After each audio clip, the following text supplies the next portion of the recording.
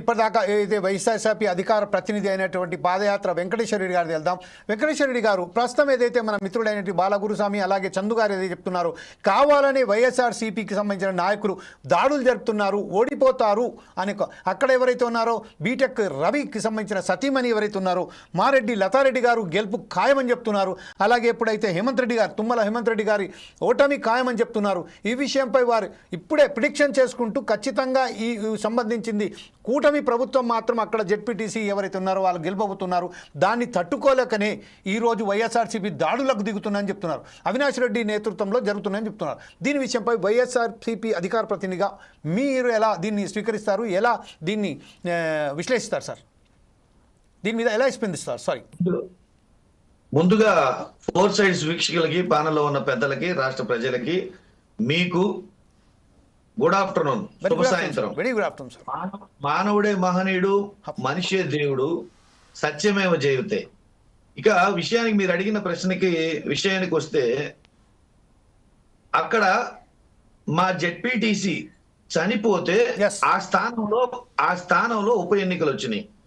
సహజంగా ఇంతకు ముందు ఎక్కడైనా ఒక పార్టీ ప్రతినిధి ఎన్నికయి ఉండగా అతను చనిపోతే ఆ స్థానంలో వచ్చిన బై ఎలక్షన్ని తన కుటుంబ సభ్యులకి ఏకగ్రీవంగా ఆనవాయితీగా ఇవ్వడం అనేది గత రాజకీయాల్లో మనం చూసాం.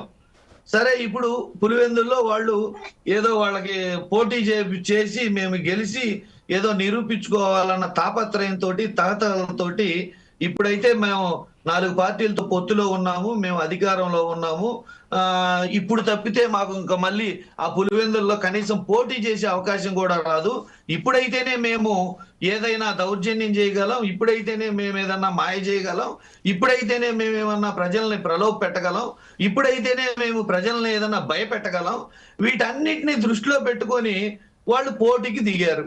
సరే, దిగినందుకు మేమేం కాదంటలా. సోదరుడు టీడీపీ ప్రతినిధి గురుస్వామి గారు అంటారు మాకు భయం అంటాడు. మాకు భయం అంటాడు. ఆ మాట టీడీపీ రోడ్ నుంచి వస్తుంటే మాకు నవ్వు వస్తుంది. ఎందుకు నవ్వు వస్తుందంటే, వెనకడికి ఏదో సామెత ఉంది, ఒక ముసలివాడు నిద్ర లేవగానే ముందుగా చేతికర్ర ఎక్కడుందో ఎత్తుక్కుంటాడంట. ఎందుకంటే చేతికర్ర లేని అతను లేవలేడు, నడవలేడు. అట్టనే భయస్థుడు తోడు లేని ఇంట్లోంచి బయటికి రాలేడంట. ఎట్లనే ఈ ఎన్నికల్లో గెలవలేని వాడు పొత్తులతోటి ఎన్నికలకు వస్తాడు. వీటన్నిటికీ ఉపమానంగా తయారైన టీడీపీ పార్టీ, టీడీపీ నాయకులు కూడా మాకు భయం గురించి చెప్తున్నారు. ఇక ఇంకొక ఆయన అంటాడు వాళ్ళు దౌర్జన్యం చేస్తారు, ఫ్యాక్షనిజం వాళ్ళకి అలవాటు అని చెప్పేసి జనసేన ప్రతినిధి అంటాడు. మేము కానీ దౌర్జన్యం చేసేటోళ్ళమైతే, మేము కానీ ఫ్యాక్షనిజం చేసేటోళ్ళమైతే, మీరు పులివెందుల్లో అసలు నామినేషన్ వేసేటోళ్ళ, పోటీ చేసేటోళ్ళ?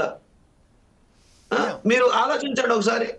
ఇవన్నీ ఏంటంటే ఇప్పుడు చేసినదే కదా. సురేష్ రెడ్డి గారి మీద మీ పార్టీ చెప్పండి. మీరు మాట్లాడిన సేపు నేను మాట్లాడలేదు. మీరు ఏదన్నా నా పాయింట్స్ ఏమనంటే రాసి పెట్టుకోండి, రాసి పెట్టుకొని మీరు జవాబు చెప్పండి. Okay, don't interrupt. అర్థమైందా? మీరు ఇవన్నీ చూసి తెలిసి ఎట్టాగూ ఓడిపోతాం కాబట్టి నిందలు వేయాలి, ముందుగానే నిందలు వేయాలి, నిందారోపణలు చేయాలి. ఎట్టాకు రేపొద్దునే డిపాజిట్లు రావు. పులివెందు ప్రజలు ఆల్రెడీ బీటెక్ రవికి ప్రజలు రుచి చూపించారు మొన్నటి గెలుపులో. మళ్ళీ వాళ్ళ భార్య కూడా ఇప్పుడు రుచి చూపించబోతున్నారు ప్రజలు. కాబట్టి ఈ ముందుగానే నిందారోపణలు, ముందుగానే అలజడులు సృష్టించటం, ముందుగానే ప్రజలను భయభ్రాంతులకు గురి చేయటం, ఇవన్నీ కూటమి ప్రభుత్వం చేస్తుంది.